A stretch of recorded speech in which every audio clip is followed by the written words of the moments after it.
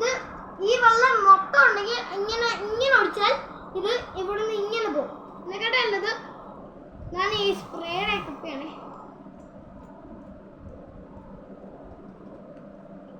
ഇത് തുള്ളി വെള്ളം മതി.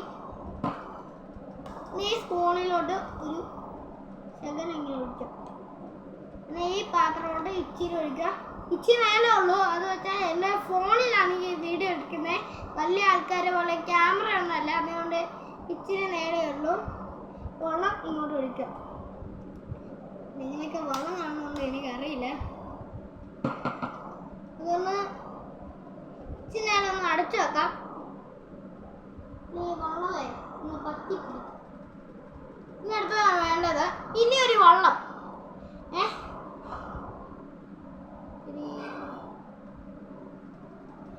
വെള്ളം ഞാൻ പറഞ്ഞതുപോലെ സംഭവിച്ചിട്ടുണ്ട്.